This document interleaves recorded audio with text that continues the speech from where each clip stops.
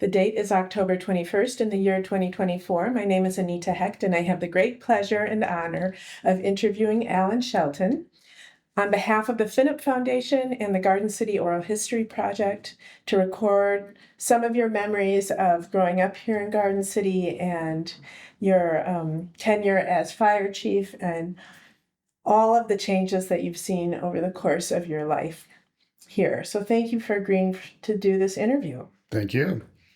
So we're at 114 West Walnut Street in Garden City, Kansas, and I want to say thank you, Alan, for agreeing to participate in this project to capture firsthand memories and stories of Garden City. Well, thank you very much. Let's just begin with a little biographical information about you. When and where were you born? I was born in Gothenburg, Nebraska. My parents was Charles and Betty Shelton. I was their third child, first son. And that was in 1950. 1950. So how old are you today? 74. 74. And any history to your names, Alan or Shelton? Actually, my first name is Cecil, but I go by Alan. And I was named after my grandfather and my uncle as far as the Cecil part of it, but the Alan was the name that my mother came up with. Okay. But other than that, nothing else. Shelton, is that a certain origin in Europe somewhere? English, Scottish, and Irish. Okay. Our relatives came to the United States onto the East Coast. What do you know about your paternal side, your dad's life story? Anything that you'd like to share about that? My father was born in Norton, Kansas on October the 11th of 1919. He grew up, he had three brothers and a sister. They lived in Norton, which is a pretty small community also.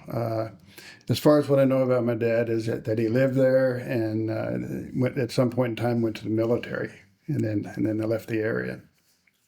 And came to Garden City to do what? Came to Garden City in sales. He was a salesman, and all of his jobs during his life as an adult was in the selling field. So he was a salesman, and he sold furniture, he sold salad masters, he sold TVs, appliances. So that was what he did for his occupation. Door to door or for Both. Companies? He did door-to-door selling. And when he first came to Garden City, he worked for Fuller Brush Company, and that was a door-to-door where they sold products to housewives for cleaning their houses. Mm-hmm. And that lasted a short period of time. Then he went to work for Mail's Appliances, which was on 8th Street. And he spent a couple of years there. And then he went on to work with Collins Furniture, which was a job that he had for most of the time during his selling career. Okay. And at some point, we'll talk more about this soon, but he joined the volunteer fire department. He joined the volunteer fire department in October of 1957, and he spent 17 and a half years in the department. There was a mandatory retirement age, so he had to retire in 74. Do you know what motivated him to join? No, I really don't know but my dad, he was a person that knew everybody, and I'm sure that the occupation that he was in, that he got introduced to other firefighters, and that's how he ended up with the Garden City Fire Department, I'm sure. Tell me about your mom's side. Mother's side, she was born in Glade, Kansas, in January the 3rd of 1929. So she was 10 years younger than my father was. And anyway, they met each other, and they were married in 1946. I think you also told me that her father was a part of building the Air Force Base here? Yes, he worked in construction. He was a crane operator, and during the construction of the air base during the war, he actually worked at the Garden City Airport when they built the facilities for the airmen. Which war? World War II. Mm-hmm. And so it's still at that location today? Well, the buildings that they were involved in building, the barracks and the structures for the airplanes and stuff, is no longer at that location, but the airport is in the same location. Mm-hmm. Yes. Okay. So you were born in 1950. Your family moved here in 56. 56. What's your earliest memory of Garden City? It wasn't far from here, and I remember playing on the sidewalk with my brothers and sisters, and just having a good time Okay. and enjoying being in Garden City. Talk about the environment in those days, maybe in contrast to today. Garden City was fairly small. When we arrived in Garden City, the population was around 10,500 approximately. So it was a fairly small city, and very friendly, very people were very welcoming. We were able to go out. We could play till dark and be outside. Didn't have to worry about anything. Of course, we didn't have cell phones or anything like that at that point in time. So all of our activities were outside, playing mainly. What were the demographics like in terms of diversity? At that point in time, I really can't tell you. Not at that age. I think mainly it was Caucasian people. I don't think there was a lot of Hispanics or blacks in the community at that time. Was it fairly affluent as a community, middle class? I would How would say you- pretty much middle class. Okay. Any favorite games you played or things you did as a kid? When we lived on Third Street, there was another little boy that I played with, and we played Cowboys and Indians, and we played Army, and we dug a foxhole in his backyard with the permission of his parents, and so we'd throw dirt clods and pretend like they were hand grenades. But it was the kind of stuff that you don't see kids playing with or doing today. And of course, we had cap guns, so when we played Cowboys and Indians, we'd use our cap guns and would shoot them, and it was a good time. It was a lot of fun. Did you ever go with your father to any fires? Yes, I did. Him being a volunteer fireman, when we were with him, anytime of the day that if there was a fire and we were with him, that we went directly to the fire scene. So we watched the Garden City Fire Department, my dad fight many, many fires. Very proud of what all of them would do. Any particular ones you remember? Yes, there was a plastic plant, and it was down on Fulton Street. It was a place where they invented the hula hoop, if you know what that is. They invented the hula They hoop. invented the hula hoop, and they had a plastic plant down there, and they did have a fire in the plant, and it was a very large fire, and they lost the structure. But it was a big fire, probably the largest one I can remember when my dad was a firefighter. Must have smelled The smell. plastic burning. Tell me a little bit about school, where you went and some of the highlights. Okay, first and second grade, I went to Hutchison School, which was on Walnut Street. It was the oldest school in the community. Two-story structure. The first and second grade were on the main level, and the older kids were on the second level. Not a real large school, but again, we met a lot of kids, played, had a good time. I don't remember any of my teachers or the principal at that age, but anyway, it was a good atmosphere. I do remember that in the morning, we'd do the pledge allegiance, and we'd pray, and it was much different than it is today, that's for sure. And you went on to then middle school or junior high? Then, we went from there. After first and second grade, I went to third and fourth grade. It was at Georgia Matthews, and that was in the north part of town. And we moved from Third Street to that location. The family was growing. There was 4 of us kids, and my mother. We'd had my second brother, so there was 5 kids. So we moved to another house in the north end of the city, and then we went on to Garfield School, where I had 5th and 6th grade. And then went on to the junior high school, which is at Sabine Hall. So 7th grade was Sabine Hall, and which is an old structure here in the city also, and had been used not only by the grade school, but the high school, or not the junior high school, the high school, and the junior college had all had classes in that building. And then we went on to the newest junior high school, which is Abe Hubert Junior High School, and that's where I did 7th and 8th grade. What kind of a student were you? I was an average student. I was not in any honors classes or anything, but I was an average student. I was a boy, enjoyed going to school, but probably my favorite classes was woodworking, and then I had a mechanical engineering class that I really enjoyed. But the other classes, the required classes, like most boys in English, we kind of hugged the back of the classroom, that's for sure. And then you went on to high school, Went on to Garden high City High school. School. How was high school different in those days than today? They had a dress code. A dress code. You had that dress code. You had to have your shirt tucked in. You had to wear a belt. You had to have your hair cut. You wore hard shoes. So, and then they had dress up day. I think I don't know whether it was once a month or whenever it was, but anyway, you dress up to go to school one day where you wear a sports jacket and looked like you were a little businessman. So more formal. Very more formal, Uh-huh. yes. A lot of rules so that they kept you in line. They kept you in line. What did you do for fun as a teenager? We drug Main Street. When we were dating, and all the kids would meet down on Main Street, and they'd drive down Main Street, down Fulton Street, flip around at the Creamy, come back down Main Street, go down to the square, turn around to the square. But the square was a meeting place where people would park their cars and everybody would stand around and talk, look at cars, whatever. But that was very close to this location also. That was what we did for fun. And then we'd go to the movie theater downtown or to the drive-in theater. Did it seem more vibrant then in terms of that kind of public life, or you think that still happens today? I think it's more so then now. Today with computers and handheld cell phones, I think that the kids tend to spend more time on their phones than they do out and about. And with each other, huh?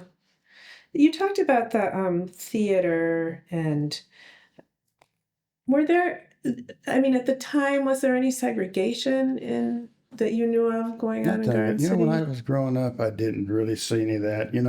I had friends that were Hispanic. I had some friends that were black and white kids, but we all got along together, and we all ran around together. Okay, so they didn't have to sit at a different part of the theater or anything? Not that I'm aware. There was a balcony in the theater, but I don't remember that they were segregated to where they had to sit up there.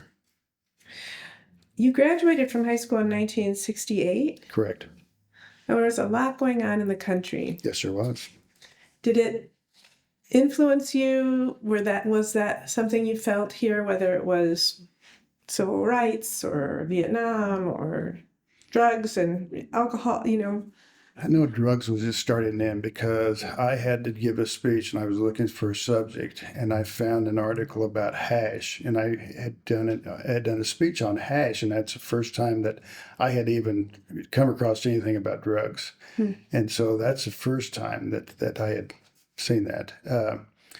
Vietnam War was hot and heavy. I can remember that closer to graduation, I came home and told my mother I thought I'd join the Marine Corps. And my mother immediately said, "No, you're not."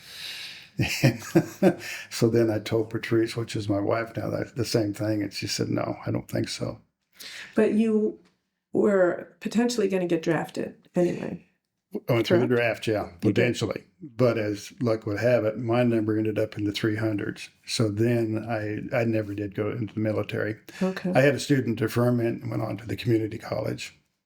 Did you know people who did get drafted and Yes, I did. survived or didn't survive? My first year in the community college, there was guys that were drafted, and I know at least one or two had already been killed in Vietnam before we even got through Christmas. It was pretty fast, but at my age now, of course, there's friends of ours that were in Vietnam and in the military at that time, and they were very quiet about talking about it. That's something most of them keep to themselves. Did you feel that people here in Garden City were mostly supportive of the war, or was there an anti-war sentiment to you? Not that I'm aware of. I don't think there was anybody that was real radical about the war here in Garden City. Interesting. And the population remained pretty stable throughout those high school years in terms of the 10,500 and Actually, the population went up. When I graduated from high school, this Garden City was just about 15,000 at that time in '68. And then the population, as different things happened in the communities when we gained our population. okay. What kinds of things started to change the population? The first thing was in 1980. You had Iowa Beef that came into the community and built a beef packing plant, and of course they had 3,600 employees, I believe, or maybe that's what they have at this point in time. But it was a large facility. A lot of people were moving into the community. My wife and I bought a new house up on Feather Court, and in that area, most of the people that moved into around us were people that were working for Iowa Beef. They were mainly supervisors or people in that category.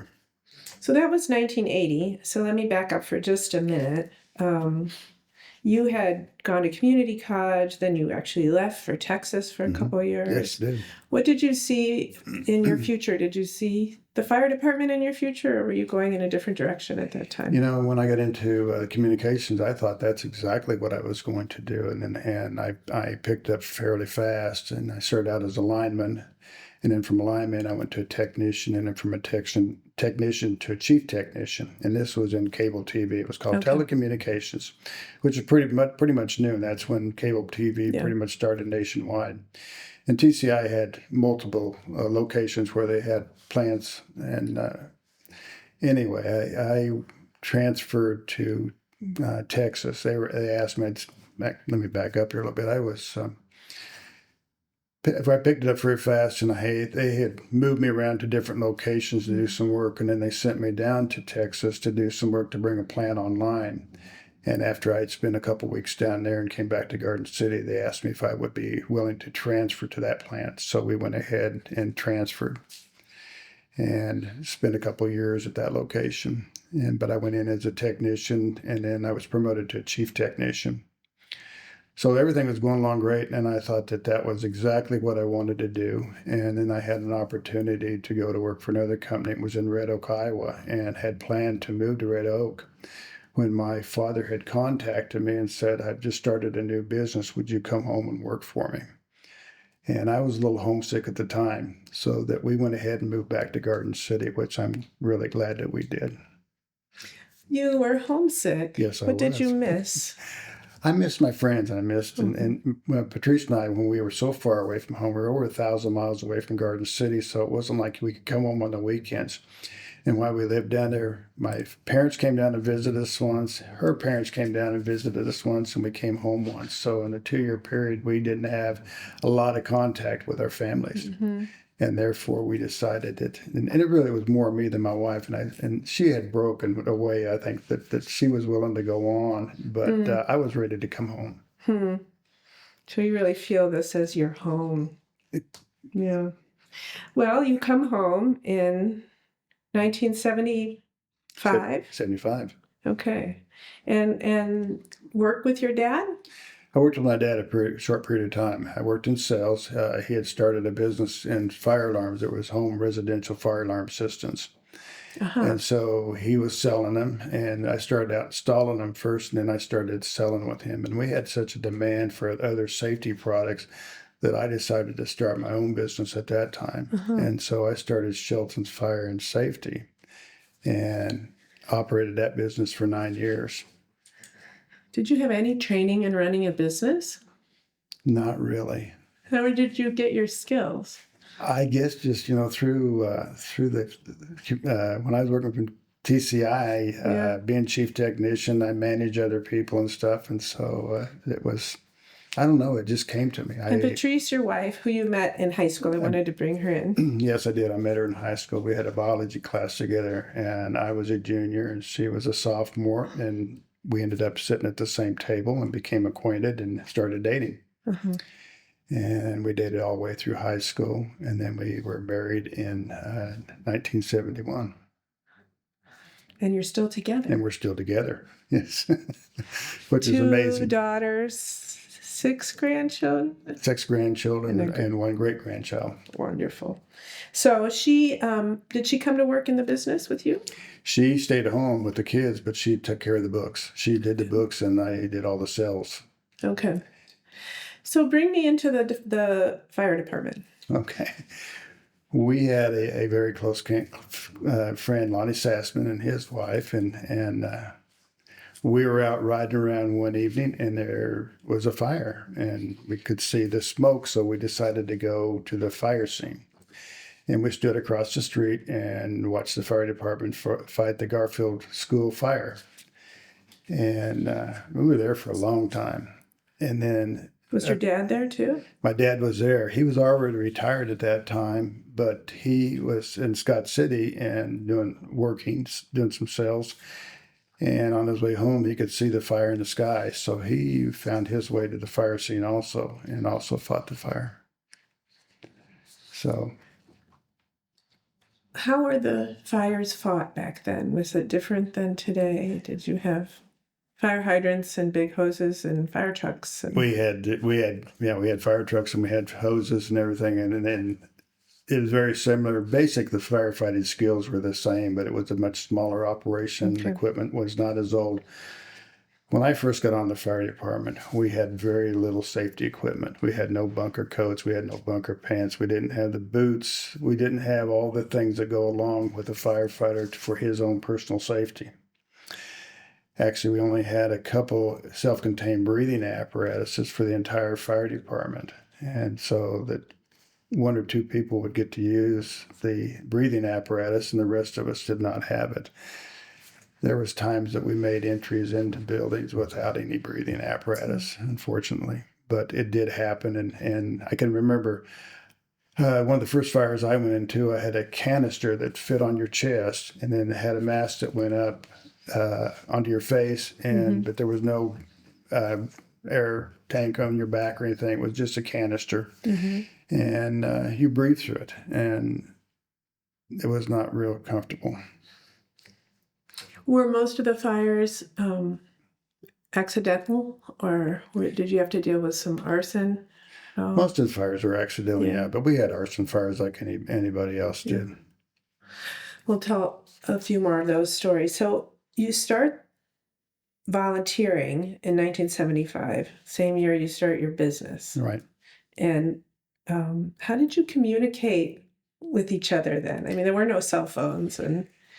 We did have phones, not phones. I'm sorry. We had radios. You would purchase a radio. The city did have a dispatching system where you had a radio at your house. Then you purchased your own radio that you carried with you, and then when there was a fire, they'd notify you, and you'd get the information over your radio, and you'd go directly to the scene.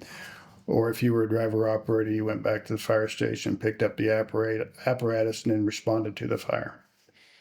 But everybody else went directly to the scene. Did you carry beepers too, or those? At a point in time, yes, we started carrying pagers. Oh, pagers, okay. And did you have a siren that you put on your car? Yes, I did. Okay.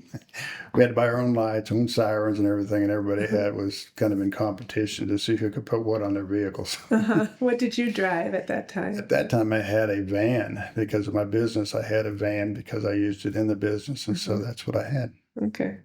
And so this was all volunteer. You were fairly young, right, at the time? I was 24 when I got on the fire department. I turned 25 the following month, but I was the youngest one on the fire department. Most of the guys were in their 40s and early 50s.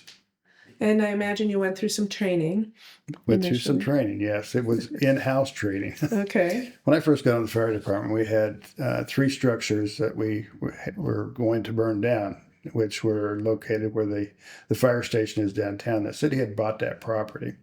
And there were 3 homes there, so we had controlled burns on each one of those houses to... the older firefighters would train the younger firefighters, so we'd actually do live fire training at that time. And then... So bring me through your journey through up to not being a volunteer anymore and how that came about. Well, we'll start with let's see. You start in 75. 84. In 1984, then, after being the volunteer fire chief for a couple of years. Volunteer fire. Fire chief. I went from a volunteer firefighter to assistant fire chief to the volunteer fire chief to the career fire chief. And what did that mean to become the chief, the assistant, and then What were When I your became duties? when I became the assistant fire chief because of our training, that's what you asked me about. That was my main thing, was training and education for the firefighters. Okay. I got involved with the University of Kansas Fire Service Training and was able to bring instructors in to start training all the firefighters. And so we started making it mandatory that each firefighter would take firefighter one and become a certified firefighter. And then once we completed firefighter one, we wanted firefighter two, firefighter three. So we brought in the education and training to be certified. Mm-hmm. And by going through the certifications, and everybody was getting the proper training that they needed. Mm-hmm.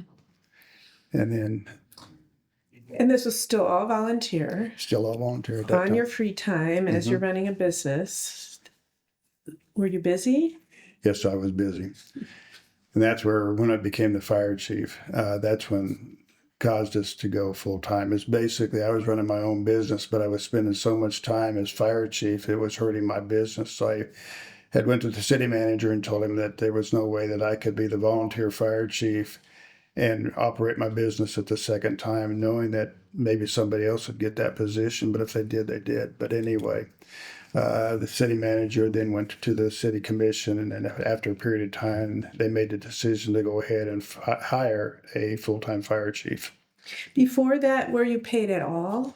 Yes, we were paid. The firefighters were made $15 a call, and the fire chief got $18 a call. And then we had a training every Thursday night, and everybody would get $11 for the training night. Uh-huh. So it wasn't enough to live on, but It was absolutely not. Okay. This was the time you said that, IVP had moved in. How was Garden City changing as you were moving up these ranks before you became the paid fire chief? I just want to get a sense of how you witnessed. Population was changing. There was a lot of people coming into our community that were working for IVP. There was the management people that were living in the area where I was at. And then there was a lot of people that they were bringing in from different locations around the country. There was a lot of Hispanics came into the community to work at the beef packing plant, but also there was a lot of Vietnamese came to Garden City after Vietnam, and they came into the United States. A lot of them were brought into this area. What do you think drew them here? The beef packing plant. The beef packing Yeah, plant. it was work. And Did it change fires? yes, it did change fires because, of course, the way that they lived in Vietnam when they came to Garden City, and a lot of them lived in East Garden Village Trailer Park. Mm-hmm. And we had a lot of fires, houses that were occupied by Vietnamese just because of cooking habits and stuff, the way that they lived.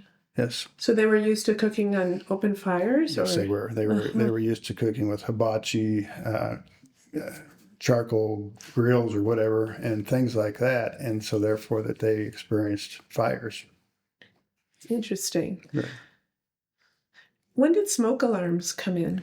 Smoke alarms came in around 1975, and that's why I came home to go to work for my father. That was a business he started. It was Southwest Fire, and it was home fire alarm systems, smoke detectors, along with other equipment to make it a full system. So that was already there. Did that? It must have changed things quite a bit. Smoke detectors were probably one of the biggest things that happened. You're correct. As long as you had working smoke detectors, we didn't have many fatalities. They would alert them that they would be able to get out of the fire. Right. In terms of the changing population, did you see that change happen in the department, in the fire department too? Were there Hispanics joining up? Or did it remain pretty Caucasian? Once we started going full time, then I was hiring Hispanics, and I was hiring women, and I was hiring black firefighters. So we did have, and I had a Vietnamese firefighter. So we had several people within the organization. And everybody was treated the same. The main thing when we went full time was being certified. Mm-hmm. People would come into the department and ask if they could join the fire department, and I would send them to the community college. So you need to go to the community college, become a certified firefighter, and then come back and see us, because we wanted to hire certified firefighters. I see. And so they offered a program at the community college here. Yes, that was a program that was started by myself and an instructor, basically. And that would have been in 98 and 99 that we started the fire science program at the community college. We had hosted the state fire school in those 2 years, and Dennis Elam had a big interest because he was the head of the criminal justice department, and had contacted me and asked me what I thought about starting a fire science program. So then we started working on that, and went to the board of directors at the community college and discussed it with them. The first time they told us no, that they didn't have room for another class, so another degree, I should say.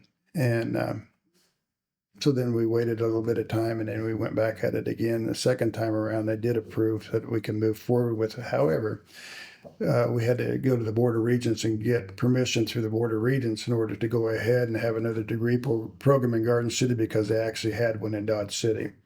And because the distance between Garden City and Dodge City, we had to have permission from the Board of Regents in order to start another degree in Garden City.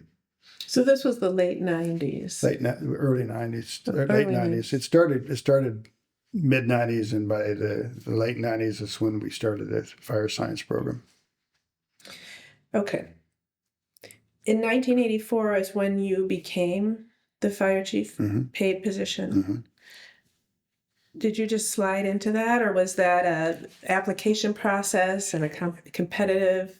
It was a nationwide. It was a nationwide. Wow. And there was people from California, Colorado, and Kansas applied for the position. There was actually 12 of us that applied, and by then I had quite a bit of education as far as being fire chief, and so I was competing with other people.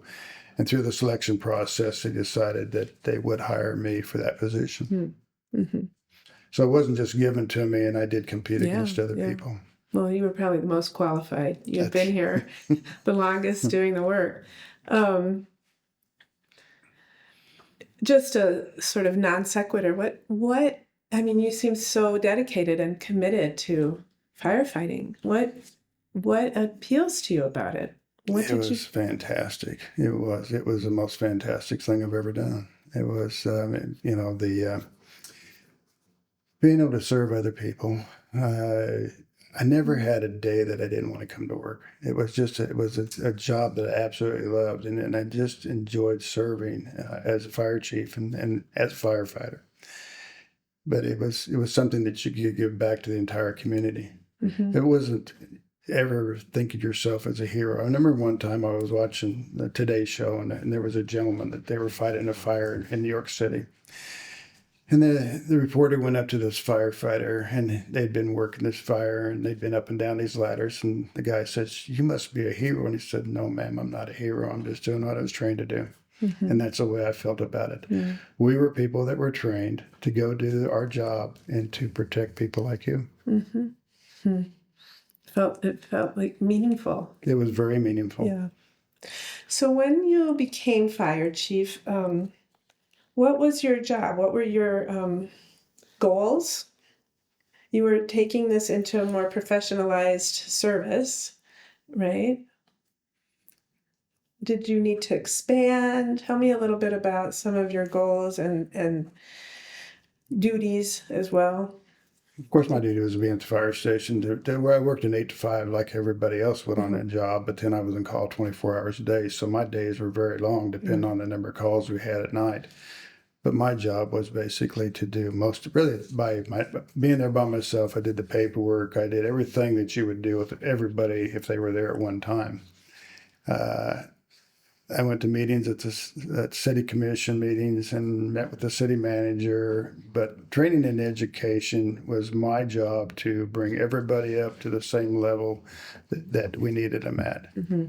And so I spent a lot of time on training and education, and that's when I became involved. I went to work when I first started out. I worked for Mr. Wiley. Mr. Wiley was the city manager, and he hired me. And then our second city manager was Bob Halloran. Bob Halloran was 3 years older than I was, and we were more like close brothers than we were because of age gap than I was with the city manager. And Bob was like I was. He was a great city manager, and he really wanted the employees to know their positions or jobs. So the education, he really promoted education.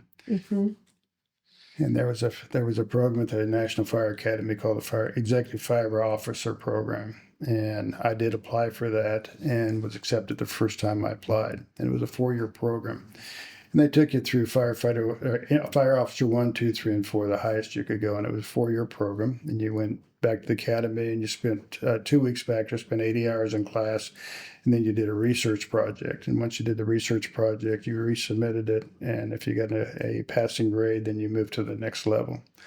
So it was a lot of really like good getting training. a PhD in firefighting. It was postgraduate work's what it was, actually, and it was really, really good. And I learned a lot, met a lot of fire chiefs and fire officers around the country, and that's how I got my education. Yeah. But I went to a lot of schools. Yeah, it sounds like it. So how did the department change under you as a fire chief? I think it became very much more professional what we did as a volunteer fire department, because we had rules and we had training, we had education, we had things that you really needed to do. Did you also expand? Did the force expand? In what way? Personnel wise, there was 22 volunteer firefighters when I started took over as volunteer chief, and we expanded from that to 40. When I retired, we had 40 people on the department, and we were running 3 shifts. Out of one station, two? 2 stations. Okay. 2 stations, and so we had personnel at both stations. But I keep getting ahead of myself here. 2 years after I went on as fire chief, then we started hiring career firefighters. The first time we hired 4. And then each year, as we went through the budget process, I'd ask for more personnel. And then as the city would allow me to, then we started adding additional personnel. And we worked our way up to the 40. But equipment-wise, we were changing equipment at the same time. We were buying all the needed equipment as far as the safety equipment for our firefighters, our helmets, our boots, our bunker gear.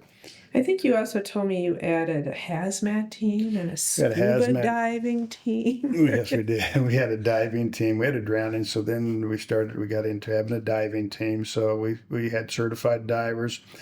We took care of the airport also, so we had to have ARF certified personnel that would go to the airport every day for all the arriving and departing commercial flights. We started a rescue squad, and I started when I was a volunteer. The year after I got on the fire department, we bought our first set of Jaws of Life. And so therefore we formed a rescue squad, and I was one of the first members on the rescue squad. So we developed the rescue squad. It was really the first team that we developed. So a rescue squad is for vehicle accidents? Vehicle accidents. Okay. And anything that would involve a rescue other than a fire. Okay. So EMTs then? No? EMS started at the same time. When I started in 75, that's when nationwide EMS was starting. Okay. In Garden City. The county took care of the EMS and the fire department, or the city took care of firefighting. Mm-hmm. But your rescue squad, I imagine, interfaced with... Well, a lot of the guys, the rescue squad, once we got started, all became first responders, and then some of them went on to become EMTs, yes. Got it. Wow, so it really did grow. Do you have any particular stories you want to share of any of that new equipment being used, or any memorable rescues or fires that... We had several fires. We had several big fires. We had Alternative Mall. It was one of the first large fires that I was involved with, which was Alternative Mall. It was a building that they had converted from being an automotive sales showroom and building into what they call an alternative mall. They went in there and built several little hutches where people could sell different things. And it was a building that we had a fire in one day. It was in the upper area. We extinguished that fire, and about 2 days later, then we received another call, and the building was fully involved when we arrived the second time, which turned out to be an arson fire. But it was a very large fire, so it took a lot of people. It took everybody that we had in order to take care of the fire. And that fire did spread to a second building, which was American Legion. And so then we had 2 fires going at the same time. So again, it took a lot of manpower to extinguish both of those fires. Then we had the Presbyterian Church fire, and we had two young men that were vandalizing different churches around town, and they were setting fires and extinguishing the fires. Well, they had set one in the Presbyterian Church and didn't get the fire put out. And when we arrived on the scene, we had a lot of fire in the Presbyterian Church. Being a very, very old structure, a lot of wood, we tried to make entry into the building, was unable to get into the building to extinguish the fire. And then, of course, the fire went ahead and grew in size and moved into the sanctuary and destroyed the building.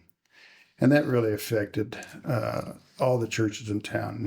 And through the investigation, we did arrest two people, and they were convicted and went to prison for that fire. When was that? Do you remember the year? That would have been somewhere in about the mid-'80s, probably, is when that fire was. Probably the one fire that affected the community the most was Con Ag, which was a beef packing plant here in Garden City. That fire happened in 2000, and it was Christmas night. And there was very few people on duty. They had some security people that were in the building, keeping an eye on the building because of the Christmas holiday. And they had a fire that was in the rendering plant. And when we arrived on scene, we had a very large fire in that building. And it was very cold that night. And then Con Ag had their own water system out there, their own hydrants, and the hydrants were frozen up, so we had no water. And we had to haul all the water in to fight the fire. So that fire went on for about a week. And once that was extinguished and everything was done, of course, the plant was destroyed. And all the beef packing people that worked there, which was 2,400 people, lost their jobs.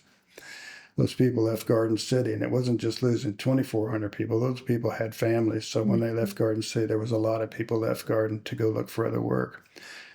It's a huge hit. It was a real hit. It was a big hit. Well, what caused that fire? In the rendering section, there was a room where they had hydraulic fluid, and they had in a large container, and it pumped hydraulic fluid that went to a lot of the equipment in the facility. And one of the hoses broke, and they had a leak in the hose, and the hose was shooting oil out and got ignited. And once it got ignited, every time the pump would come on, it kept pumping oil out, kept pumping oil out, and it fed itself. And it fed the fire. Wow. Did you get involved in investigations too? Yes, I did. To figure things out? I was a state certified investigator. Huh. That was one that I started that education when I was a volunteer, and was the first volunteer in the state of Kansas to become a certified firefighter or fire investigator. And so I investigated a lot of fires. You're like a detective. Well, I was lucky because Melvin Dale, which was a state fire marshal off, was located here in Garden City. He actually had been on the Garden City Police Department and was the undersheriff. Went to work for the state fire marshal's office, and he was our investigator in Garden City. Mm-hmm. So we investigated a lot of fires together, solved a lot of fires. 2001, September 11th. Big day. In your life too. Yes. Tell me how that impacted. We were in the process. We had a new fire truck we were taking delivery on that day, and we were standing out in front of the station, the salesman and myself, and we were looking at the truck. City manager arrived to go to work, and we were standing out there. So he came over, and the three of us were looking at the new apparatus, talking about it. And Mike McClure, one of my firefighters, came out and said, "Chief, there's been a plane hit the World Trade Center." And I said, "Okay, Mike." I said, "We'll come in and take a look at it in a little bit," thinking that it was a small airplane that had crashed into the World Trade Center. Mm-hmm. And we were out there, and we continued to talk, and it wasn't too long. Then he came out and said, "Chief, there's been a second plane hit the other tower." Mm-hmm. And at that time, the city manager said, "I need to get over to the office." I went into the fire station, had the TV on. We were watching TV and watching what was going on in New York City. And I made the comment, I said, "I'm sure glad we're not there today." And about that time, the tone went off, and dispatched us to the regional airport. And we were told that we had large airplanes coming in. And so we responded to the airport. Once we arrived at the airport, we did have large planes. We had 4 of them that landed in Garden City. But in addition to that, every small plane that was in the air also landed at the same time. So we had 4 large aircrafts that were sitting at the airport full of people. When we arrived on the scene, our job, as firefighters, we wanted to get the people off the airplanes. But because of the size of airport we had no equipment really to deplane the people. No jet bridges. No, none at all. So we had the ladder truck. We pulled the ladder truck, put the ladder out, and we started unloading passengers. And we got a few of them unloaded, and then law enforcement showed up and they said, "Stop. We can't do this." So what they wanted to do was stop, and then we found out another way to get them off the plane, but they wanted to interview everyone that came off those planes. So what started out to be, what should have been we should have been able to deplane them fairly fast, turned into an all-day operation as far as getting all the people off.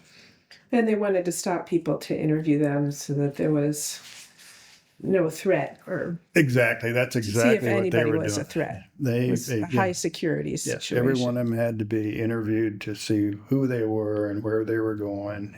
And where were most of these people flying to or from? All over the country. All over the country. So, and they landed in Garden City. They landed in Garden City. Never heard of it before, probably. Right. A lot of people were, where were we at?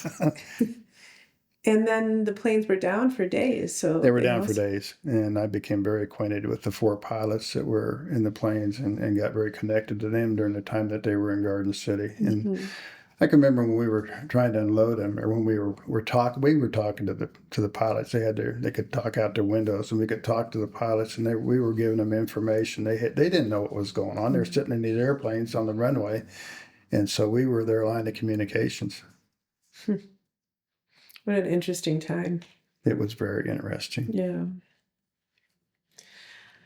I guess I also wanted to ask you about going back to this sort of diversity question and sort of commenting on the changes in the city as all of these Vietnamese and Hispanics and just immigrants come into town. How did that change the people here who are already living here? Were there tensions that you experienced, or were there really positive experiences you had? I mean, you were working in the community, you were diversifying the department.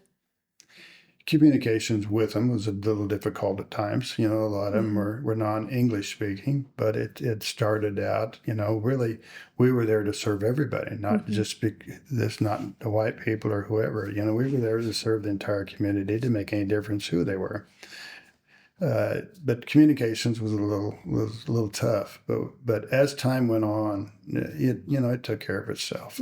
People, I don't know.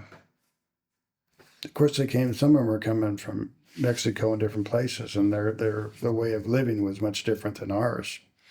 And again, the same as the Vietnamese, we had a lot of fires, but the fires were caused by different things that they were doing.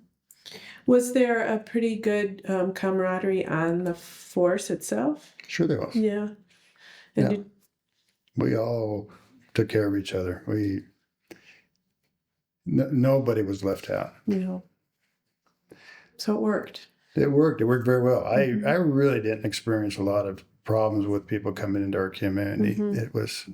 That's great. Talk about the budget process. Budget process was tough. We had a budget process once a year, and of course you competed against all the other departments, as far as the dollars to run their organization. And so we would do an operating budget, and I was very conservative about it. We would get what we needed, but we didn't go after things that we didn't need. Everybody loves the fire department, though. Were there jealousies from other departments that felt that you got more than? I don't think so. No. I don't think so. Everybody, the city was good to all departments, and that city manager would say, just because you didn't get something this year doesn't mean that they didn't need what they needed. So, everybody had needs. Right. Your job was political in some ways, right? Yeah, it was very political. Yeah. So what were your strengths? What did you bring to this job that really worked?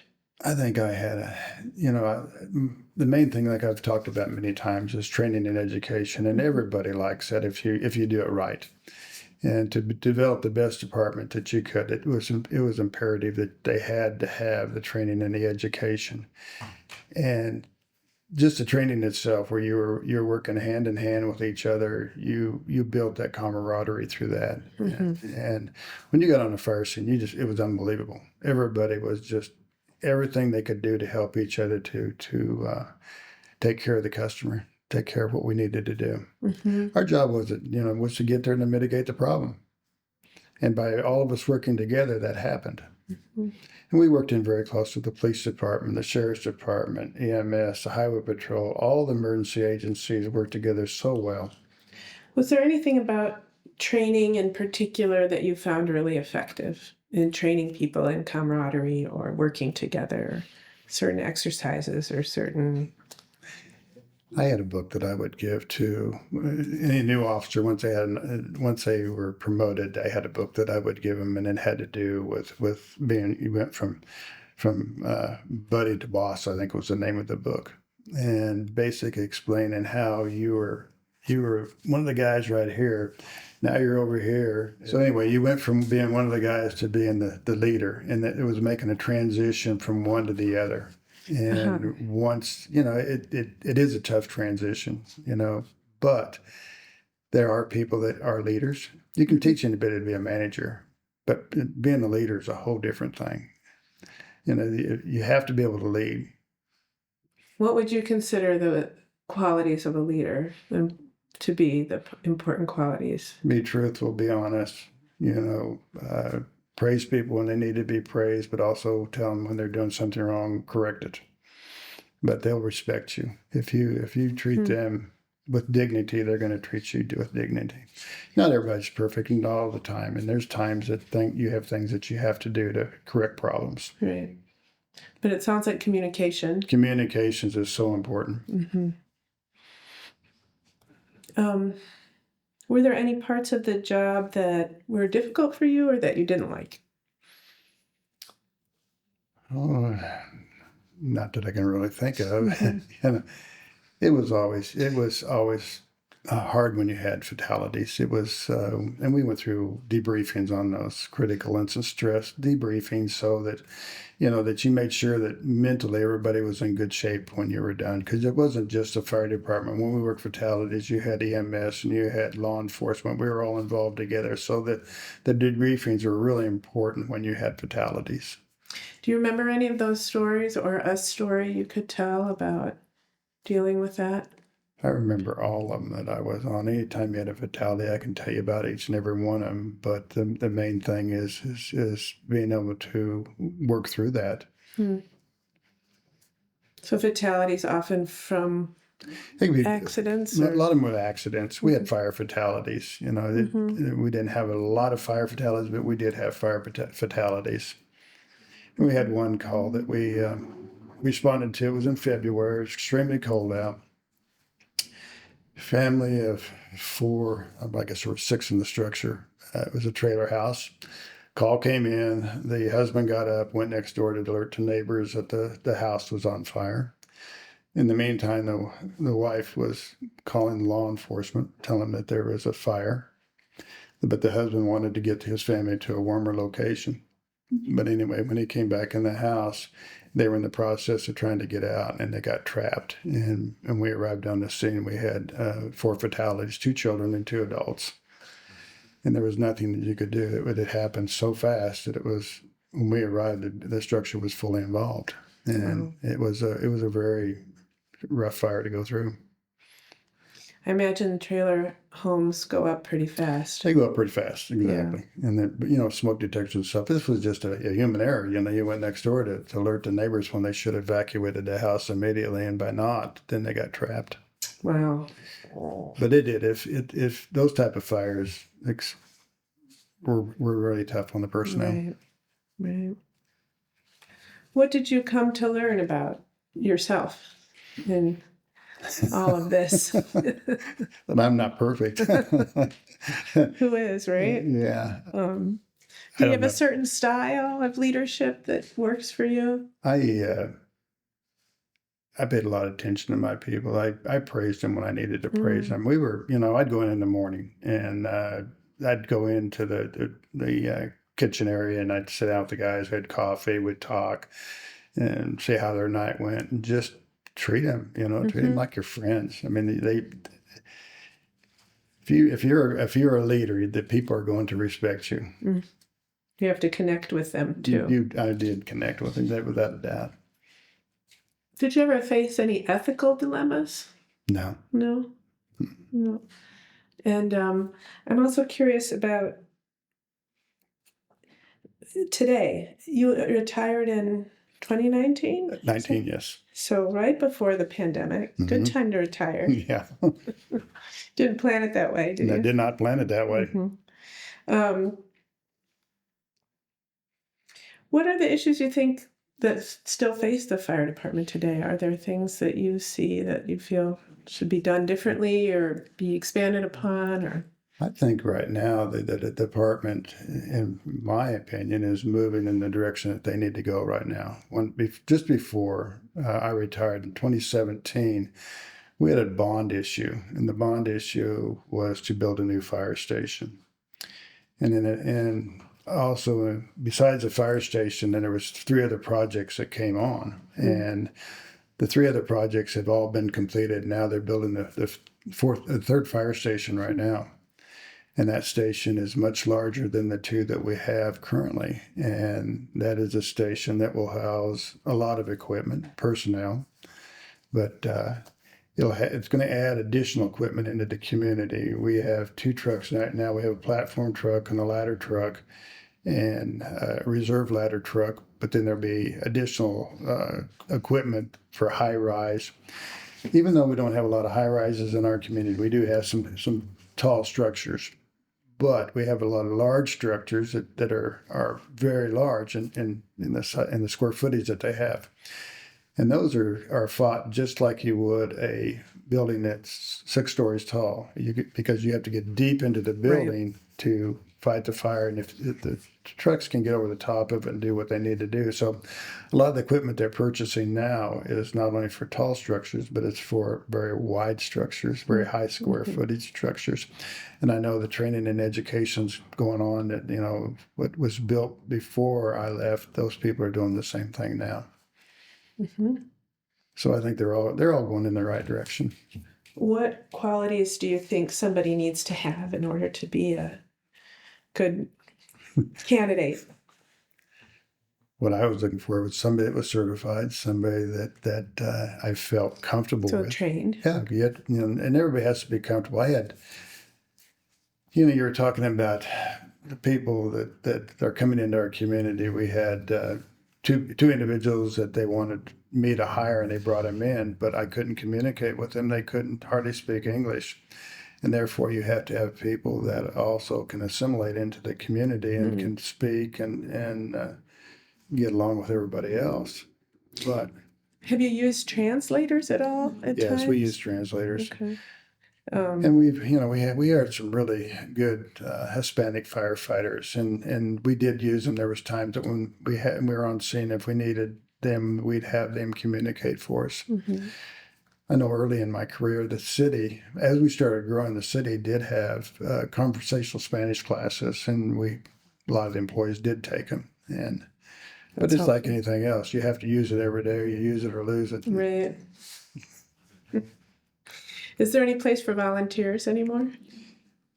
Right now, they're doing some part-time firefighters, but they're not calling them volunteers. They're part-time. Some of them have been firefighters that have come back when they're working part-time.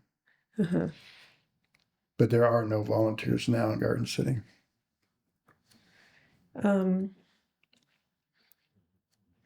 Anything else that you want to share? I guess you were there in 2016 when this domestic terrorist plot was foiled by the FBI. Did you have any involvement in that? I did not. It was already over with before I knew anything about it. We were not brought into it. There was times that we were brought in when they were having drug busts or something. We would stand by for them. But as far as that one, no, I did not have any involvement in that. Can you just for the record say what it was? I haven't really spoken to anybody about that. Oh, there was some guys that were want to cause harm to people here in the community because they didn't really care for their type of living, I guess. This was for Somalians, right? Somalians, Yeah. yes. And so that was diverted or It was disrupted. diverted, yes. It was disrupted, yes. They had informants that came to them, and they were able to get involved in it to the point where they took care of it before it happened. Were there other incidents like that? Were you surprised by that kind of activity? There's in some this of that community? activity, yeah. We had one group of kids that were involved several years ago that were involved with the break-ins, and they were breaking into houses and burglarizing them. And they did set a couple of fires. And so we did a very extensive investigation on a fire. And the group that was doing all the burglaries were the ones that set the fire. So between the fire department, the police department, the fire marshal's office, we were able to solve all those burglaries because of the working together on an arson fire. That it brought it all together, and we cleared up a lot of burglaries at one time. Who was doing these burglaries? These were some kids that were in the community, kids that were going to school here, kids, and they were breaking into houses and stealing things, and What do you think makes people set fires or steal or do some of this bad stuff? all kinds of reasons. It just depends. I really don't have a specific answer for you, but it's just the individuals themselves. It can be related to work. It can be related to a breakup in a marriage, or Right. And there's so many things it can be. Have you ever dealt with a true pyromaniac, somebody who just likes setting fires? I don't think so.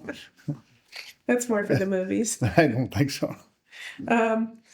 Is there anything I haven't asked you about your time as fire chief that you want to include? A story that stands out or something that you really value that we haven't talked about?